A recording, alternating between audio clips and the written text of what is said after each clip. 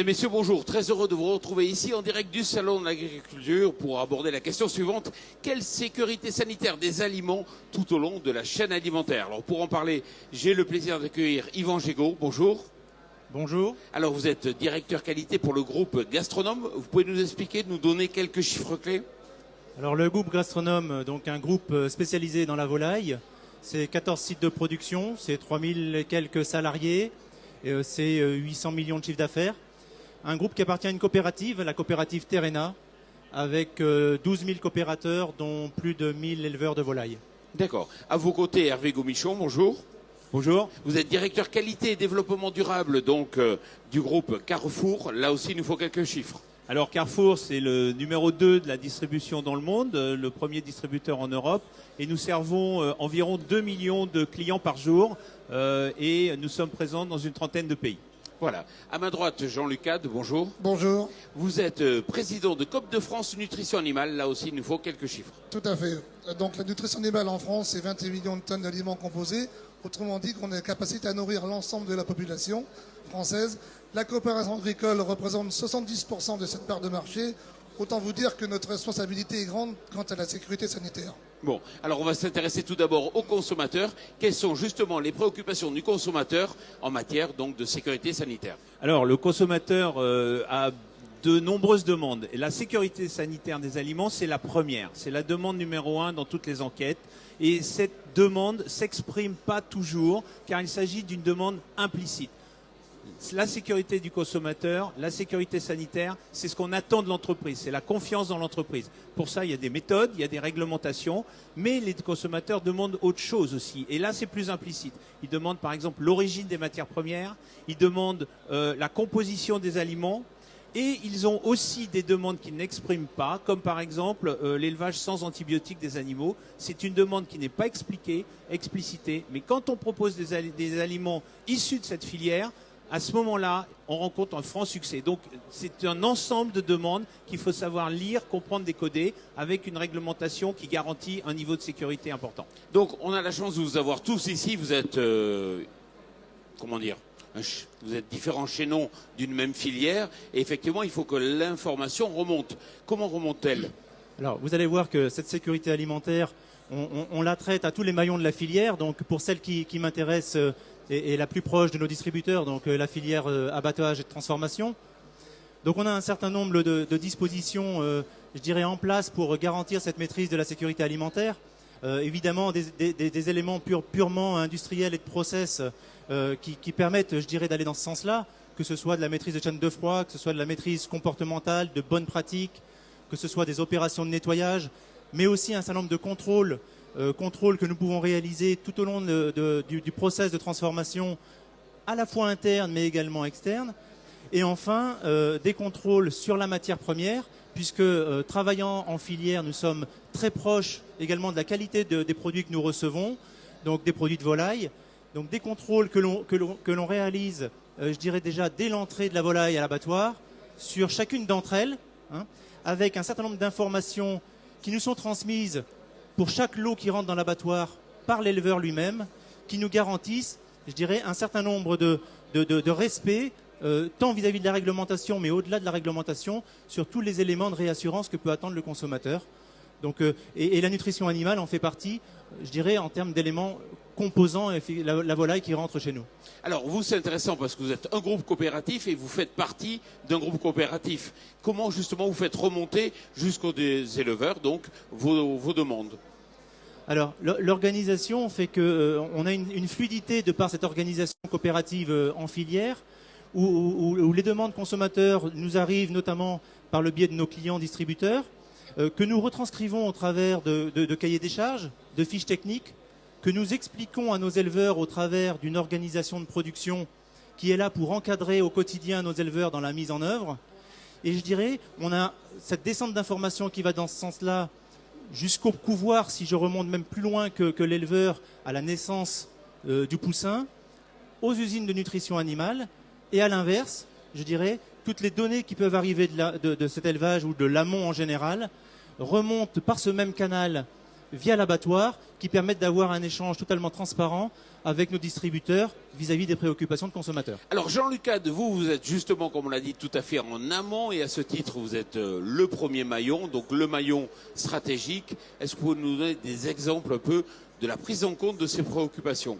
Tout à fait. Donc, comme vous l'avez dit, le maillon nutrition animale est un maillon essentiel, le premier maillon entrant dans la chaîne alimentaire.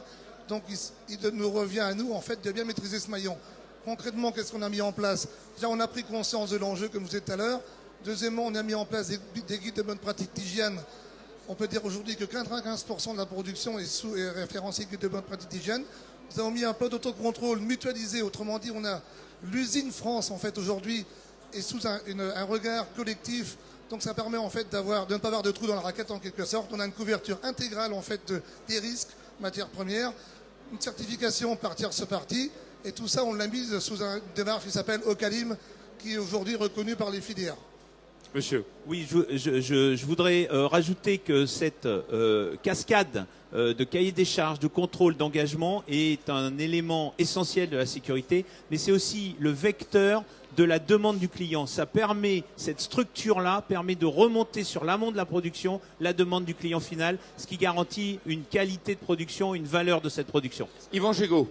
Alors, pour illustrer complètement cette démarche de filière, hein, au même titre qu'on a des démarches sur les usines de nutrition animale, vous avez de la même façon des démarches de certification qui existent sur les usines de transformation et les abattoirs, notamment des démarches de type IFS, un peu technique, mais un référentiel très axé sur la sécurité alimentaire et la satisfaction client. IFS, ça signifie International Food Standard. D'accord. Donc un référentiel sur lequel les entreprises se font auditer.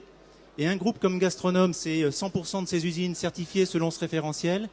Et c'est un travail avec des éleveurs également, impliqués dans une démarche équivalente à leur métier, et notamment dans la coopérative, une démarche de type agri-confiance, qui est là aussi une démarche qui fiabilise les procédés et les moyens de contrôle. Donc je comprends bien, il y a le consommateur que vous connaissez, monsieur. Vous faites remonter l'information de ses attentes au transformateur, à l'éleveur aussi, et ça finit effectivement à la nutrition animale. Tout ça, c'est quand même des cahiers des charges, vous l'avez dit vous-même, c'est des contraintes. Concrètement, est-ce que vous arrivez à valoriser, mais pour toute la filière, ces contraintes? Alors la réponse est oui, parce que on a des filières qualité dont le nom commercial c'est filière qualité Carrefour. Ces filières qualité intègrent tout ce qui vient d'être dit dans un contrat, et ce contrat est suivi et contrôlé tous les ans. C'est ce contrôle des exigences qui sont dans les cahiers des charges qui nous permettent de nous engager envers le consommateur. Et quand on dit qu'un produit est élevé sans traitement antibiotique, par exemple, c'est parce qu'on a un contrat avec le transformateur et le producteur à travers tout ce qui vient d'être dit, qui nous permet de nous engager car on a la preuve et les contrôles de tout ça. Donc cette file permet de communiquer parce qu'elle est contrôlée et sécurisée. Yvan Gégaud, vous partagez cet avis? Alors, notamment, je la partage, mais je dirais que toute cette garantie qu'on peut apporter aux consommateurs et qu'on communique au travers de nos produits, elle n'est pas gratuite, elle ne se fait pas sans rien. À savoir que derrière, on a ce cahier des charges, mais on a aussi tout un système de contrôle et qui se fait en partenariat avec nos distributeurs, des contrôles qui se font tout au long de la filière. Là encore, au niveau de l'abattoir, des élevages et des usines de nutrition animale. On a parlé des antibiotiques, on pourrait parler des OGM, on pourrait parler d'un certain nombre de dossiers comme ça, où effectivement, on dit les choses, mais on les vérifie. Pourquoi vous développez un logo volaille française?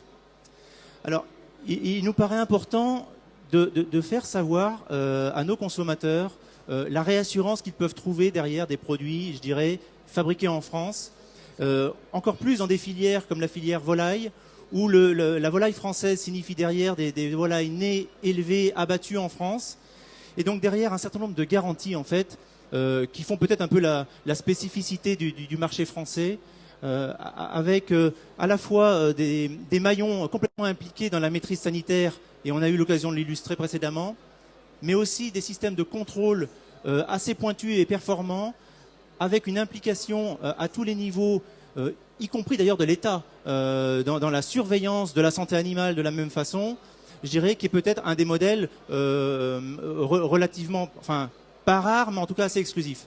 Alors vous avez mis en place un système de sécurité qui s'appelle Ocalim, c'est ça? 95% des COP, d'après ce que j'ai vu, l'ont adopté. C'est une valorisation, ça aussi? D'abord, c'est un engagement. de par la responsabilité qui est la nôtre dans la chaîne alimentaire, la sécurité alimentaire que l'on doit aux consommateurs. C'est important. Je pense que c'est dans notre éthique, dans nos fondamentaux en tant que coopérateurs.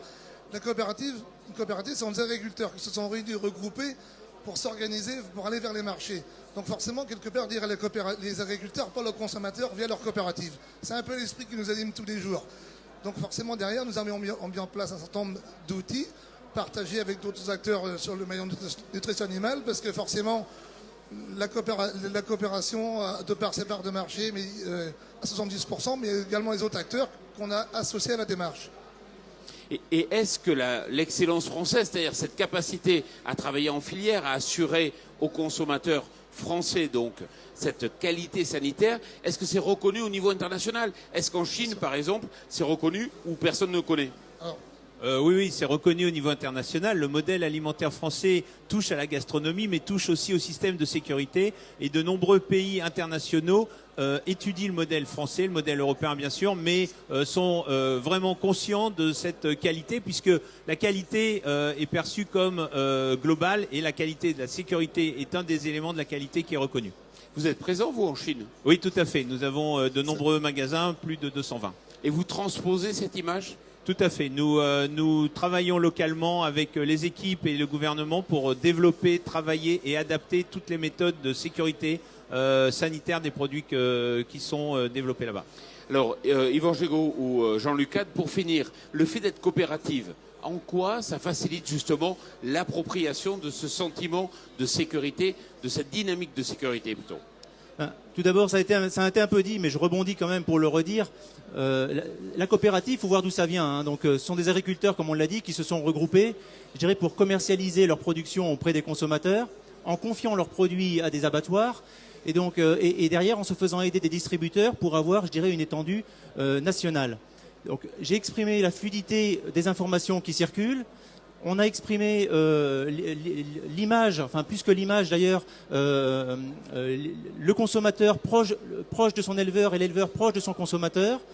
Et je dirais que cette spécificité-là est reconnue au niveau français, mais au-delà, puisque quand on parlait de la reconnaissance internationale, j'en veux pour preuve quand on retrouve des pays comme même le Japon, pour aller le chercher au plus loin, qui vient s'approvisionner en France sur des volailles issues de notre coopérative. Alors j'avais une dernière question. Vous vouliez intervenir? Allez-y. C'est important parce que notre système français, c'est sans doute le meilleur du monde. Et les Chinois ne se sont pas trompés. S'ils viennent chercher du lait en France, c'est pas par hasard. C'est bien pour une raison d'approvisionnement, mais en quantité, mais aussi en qualité. Donc c'est une belle reconnaissance internationale. Donc nous, ce que l'on souhaite, c'est aussi que les filières, comme l'a dit tout à l'heure M. Gomichon, les filières françaises reconnaissent également, au travers du logo Viande de France ou Volaille de France, l'engagement en fait des différents maillons de la filière. Et effectivement, une anecdote, et je vous donne la parole juste après, j'étais l'autre jour à la Poste du Louvre et je voyais des Chinois qui empaquetaient dans des colis des boîtes de lait pour envoyer chez eux. Allez-y. En complément, pour confirmer tout ce qui vient d'être dit, c'est que l'origine des produits que nous vendons est parmi les premières questions de nos consommateurs. Bon, messieurs, merci beaucoup d'être venus. On pourra en débattre peut-être pendant des heures, mais l'émission touche à sa fin. Merci à vous. On se retrouve dans quelques minutes pour une nouvelle émission.